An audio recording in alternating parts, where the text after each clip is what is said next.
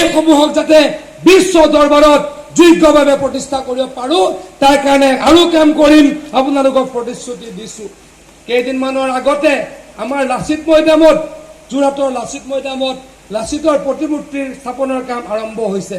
এইটো এটা আমাৰ আহোম সমাজৰ প্ৰতি সন্মান শ্ৰদ্ধা আৰু এনেকৈ শ্ৰদ্ধাৰে আপোনালোকৰ কাম কৰিম মই প্ৰতিশ্ৰুতি দিছো।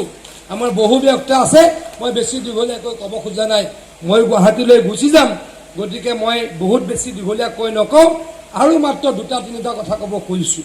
আপোনালোকৰ সমস্যা আছে, মই অস্বীকাৰ নকৰোঁ। এই সমস্যা সমাধান কৰিবলৈ কাৰণেই আহোমসকলৰ ল'ৰাই যাতে মেডিকেলত ছিট পাব লাগিব, ইঞ্জিনিয়াৰিঙত ছিট পাব লাগিব, এগ্ৰিকালচাৰ ইউনিভাৰ্চিটিত ছিট পাব লাগিব, তাৰ কাৰণে আমি আসন সংৰক্ষণৰ ব্যৱস্থা কৰিছোঁ। আমাৰ ল'ৰাই যাতে, আমাৰ ছোৱালীয়ে যাতে আমাৰ কাষ্ট চাৰ্টিফিকেট বিচাৰি ডিচিৰ অফিচে হাবাথুৰি খাব নালাগে, তাৰ কাৰণে আমি কি কৰিছোঁ, মিছন ভূমিপুত্ৰৰ যোগেদি ক্লাছ 9ত পঢ়োঁতেই ল'ৰাজনক ছোৱালীজনীক আমি চাৰ্টিফিকেট দিয়াৰ ব্যৱস্থা কৰিছোঁ। মুঠৰ ওপৰত আকৌ কৈছোঁ, আহোম ৰাজত্বৰ এই মহিয়ান কালছোৱাক আপোনালোকৰ পূৰ্বপুৰুষসকলৰ আমাৰ অসমৰ ৰাইজৰ প্ৰতি থকা অৱদান, বৰ অসম গঢ়োতা আহোমসকলক আমি প্ৰত্যেক মুহূৰ্ততে শ্ৰদ্ধা জনাওঁ, প্ৰত্যেক মুহূৰ্ততে শ্ৰদ্ধা জনাম। আজি আপোনালোকক অসম চৰকাৰৰ প্ৰতিনিধি হৈ আপোনালোকক মই প্ৰতিশ্ৰুতি দিছোঁ।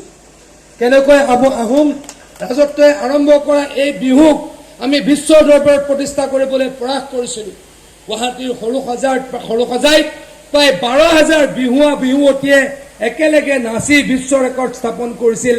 এইদৰে অসমৰ গৌৰৱক আমি ভাৰতবৰ্ষৰ মাজলৈকে লৈ যাব খুজিছোঁ, পৃথিৱীৰ বুকুলৈকে লৈ যাব খুজিছোঁ আৰু কৰিম। আপোনালোকৰ আশীৰ্বাদ বিচাৰিছোঁ। মই দীঘলীয়াকৈ নকওঁ, পুনৰ আপোনালোকৰ সভাত কেতিয়াবা যদি উপস্থিত থাকিবলৈ পাওঁ অত্যন্ত সুখী হ'ম।